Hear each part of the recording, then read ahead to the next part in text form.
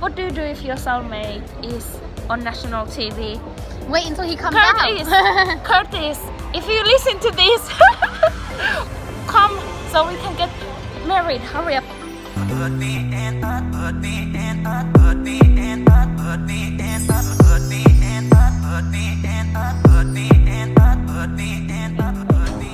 Hi guys, this is Anna and welcome to my YouTube channel. Here today I have my little sissy Elsa. Welcome. Hi guys, welcome. And we are going to review the first week of Love Island. Like you guys know, I'm obsessed about it.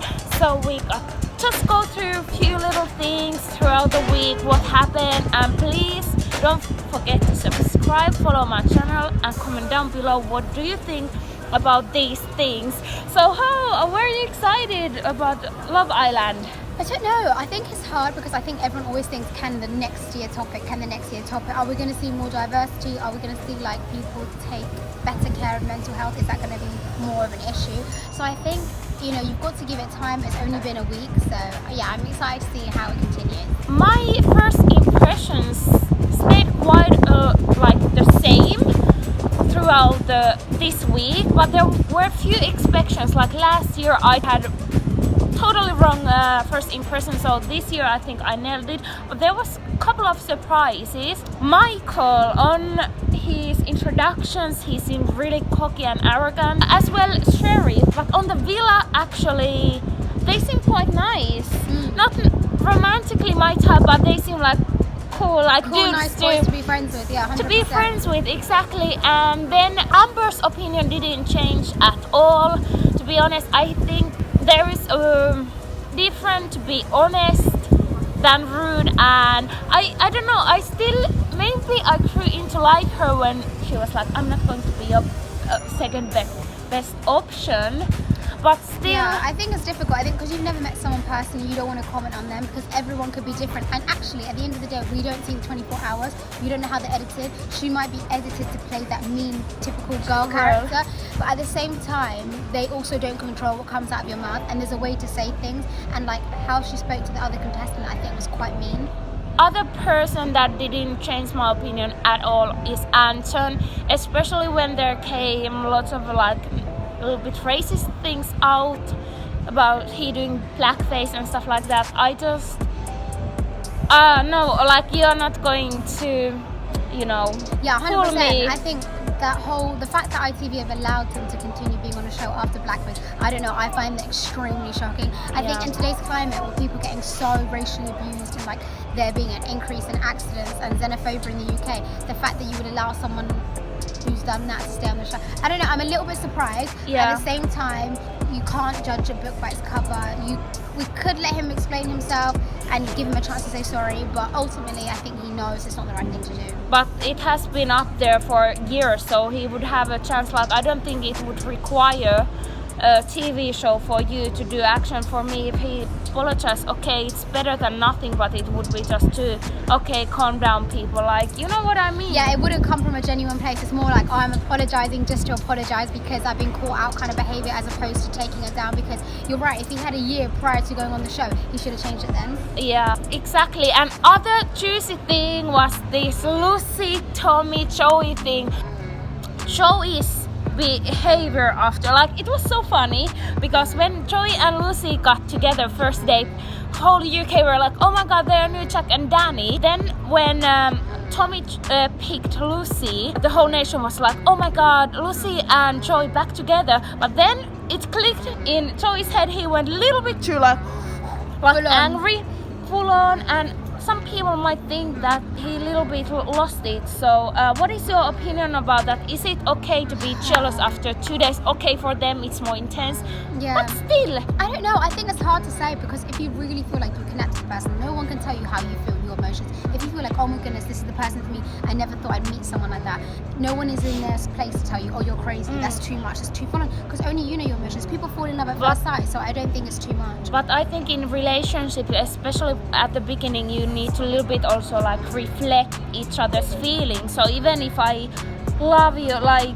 would like to marry you. I cannot force the same feeling from you. Like you need to a little bit reflect. Is the like feeling similar? Not be without so full pushing. on. Not be full on. Yeah. Just give that person time to like respect you, get to know you and stuff like that, and not be like super in your face and full on. What gave me red flags when he said to Lucie that I cannot trust you and try to like make her in the wrong.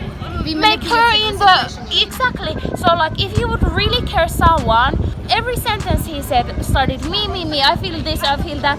If he would really care about Lucie, he would be actually listen what she had to say about her feelings as well and take them into consideration. Now it just felt it was him making her feel guilty, and I'm not going to lie, I feel like that was part of the reason why Lucie chose him, because she seems like a nice girl. Well, good in streets, bad in the sheets type of girl, but you know, that kind of who doesn't make anyone mad. Yeah, like a people pleaser, very sweet and lovely. What is your opinion? Should Lucie have been coupled up with Tommy instead of Joey, or? That's really difficult.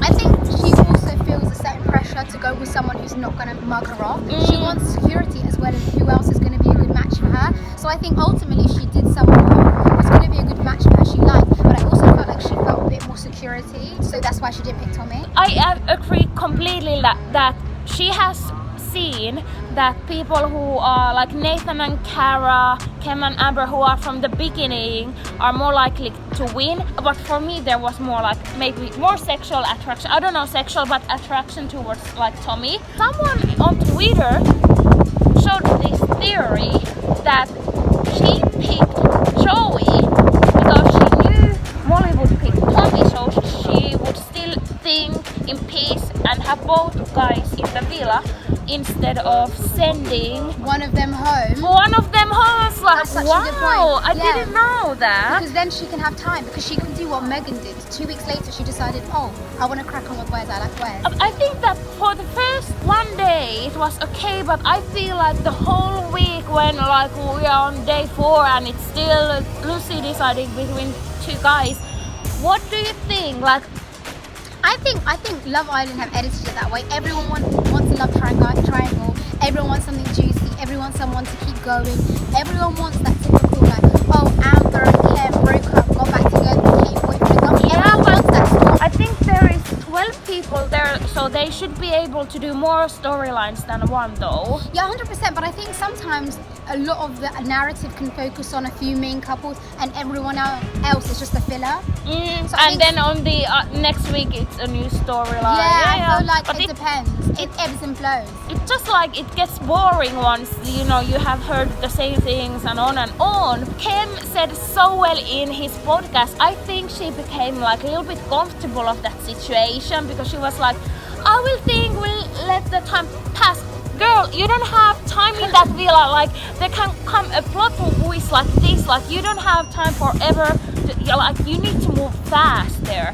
100%. I think it's one of those things, you know, it's like early bird catches the worm. By the end of the day, it's a competition. She needs to find the person who's going to be best for her and who she can see in the future on the outside and who potentially is going to help her win the show. Because another girl can come in who's like really attractive and really fun, and she can take, you know, the interest of the person you're, you know, deciding over. And I think that's what happened in that situation. And I think you're only in there for 6 weeks, and you think about it already, 1 week has gone. So I think it's one of those things, you've got to move fast, you've got to see who you have a connection with. And I think it's a very intense experience. Each day probably feels like such a long time. Yeah, for them, they are like Laura said, like one day is like for a week for them because it's 24/7. Do you think Tommy would take Lucie back, or is he like, this is enough, I'm going to have a Molly? I think we have to see how it goes. Molly hasn't had enough of a chance to be in there long enough. I think she's definitely caught his interest. He definitely said in the hot tub that she's 100% his type on paper, which is like a massive sign. They would look cute They together. look really good together, and I think if everything progresses in the right way, I think he's just going to be like Molly, unless someone else comes in and turns his head. And I think for him, he's kind of like, well, she didn't pick me, she's clearly not that committed to me. Yeah. And I think if he's got a good thing going, why is he going to then risk it for someone who didn't risk it for him? What comes to looks like, Molly is as beautiful as Lucie. She seems so nice. I want to be her friend. She seems really cool. Molly's second date was actually Curtis. Amy wasn't really happy about that. When she was speaking about the girl code, I'm like, this girl, new girl, is chilling in the back, like, how do you say, the tub? Hot tub. Jacuzzi.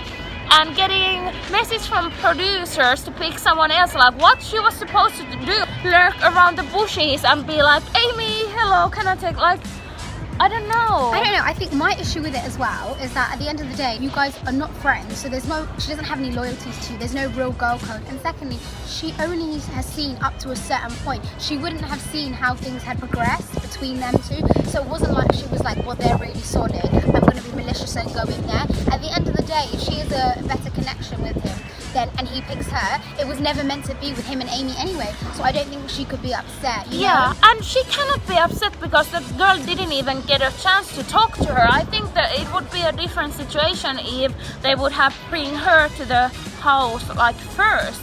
And anyways, it's hard. You need to pick the guy you're interested in. That's why they say it's not a friend island, it's love island. That's why I feel sad that Callum didn't get enough screen time and he needs to go on. Like, I wanted Anton to be gone. I think it's really sad because I think from the get-go, I feel like Amber's comment like, oh, but you're really old. I think it was quite a bit ageist and a little bit immature, and he seemed like a really nice guy, and I think because everyone's from England and he's from Wales, he's kind of felt a bit maybe segregated as well, and which is kind of like another, you know, form of kind of prejudice, which I didn't necessarily like, and I thought it was unfair.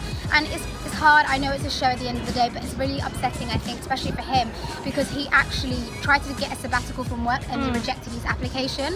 So when they rejected his application, he actually had to leave his job and, you know, go on to the show. So I think, you know, it's upsetting for him because he put a lot on the line. Yeah, he put a lot on the line, and for the fact that, you know, he left already, I mean, he's obviously going to be gutted, but hopefully he'll get some good exposure out of it. And I feel like now that he's got a bit of a platform, a lot of girls are going to be hitting on his DM. Yes, I'm sure it's definitely, and he seemed like generally like a good guy. Yeah, really nice. You one day.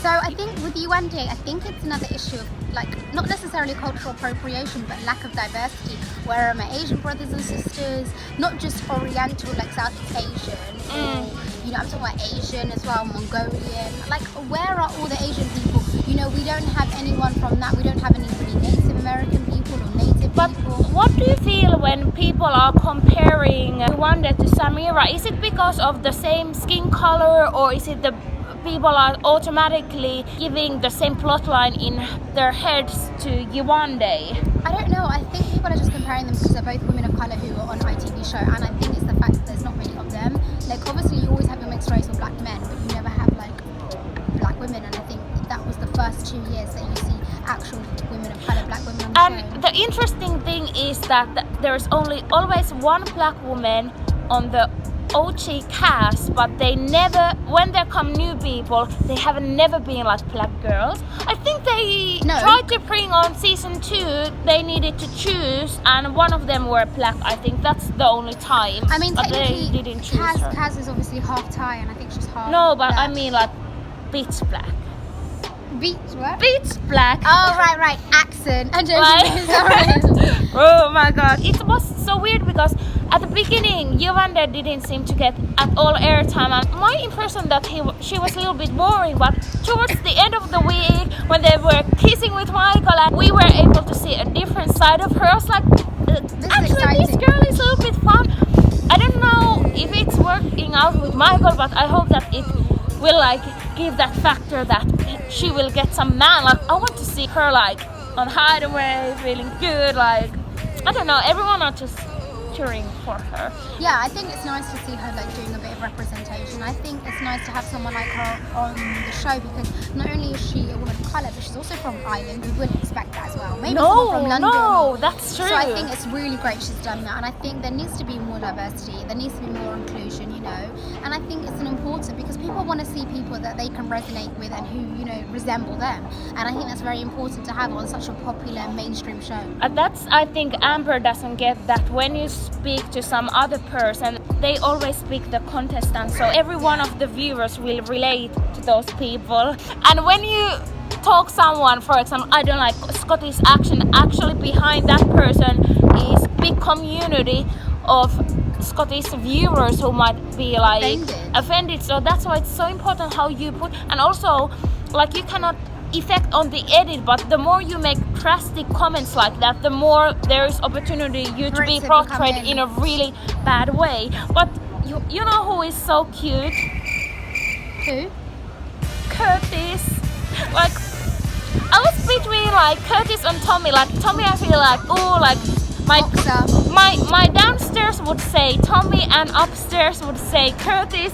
And after a few episodes, I'm like Curtis, like dream boyfriend. That kind of guy that you have the friendship and everything, but still you can find him like attractive in a more romantical way. I think that's important to have that perfect balance between your level of attraction, being attracted to them, but also liking their personality. And he was fun as well. Yeah, fun is key. And he is like 23 and so mature. And I said that I'm not into dancer guys. I would never believe that I had a crush on. Okay, this sounds sad. Not really crush, but you know, from them. Oh my God, Curtis. Like, I think maybe on reflection, we'll see what's going to happen this week. Exactly, and we have a new Islander coming up next week, and it's going to be amazing. To be honest, I feel like Molly might be tempted to go after this new Islander. Do you know who it is? Yes, we know. Oh yeah, we do. Yeah, we know. I don't remember his name. But this model, okay, we'll see. Thank you so much for watching this video. Don't forget to comment down below or tweet me over there.